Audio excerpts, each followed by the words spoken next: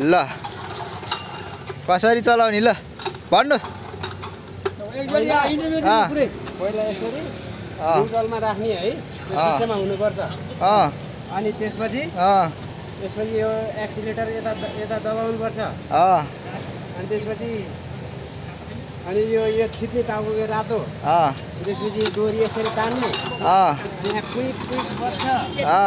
अनि गएपछि अड्काउनु पर्छ है ल अब हिँडाउने कसरी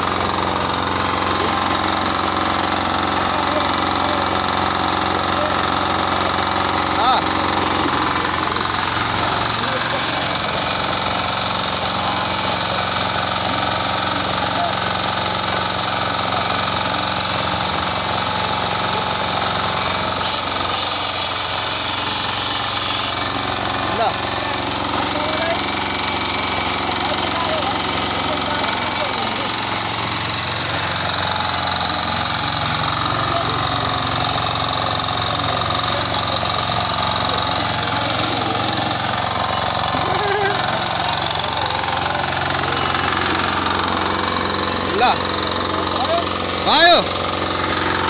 सबैजनाले बुझ्यो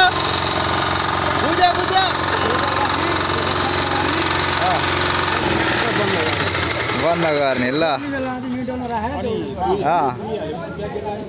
यो यतापट्टिको ब्याक गियर भयो रोक्ने बेलामा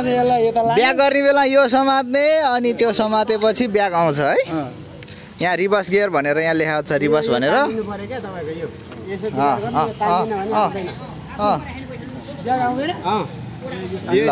यसरी तान्दाखेरि तानिनु पर्यो त्यसले तान्ने ल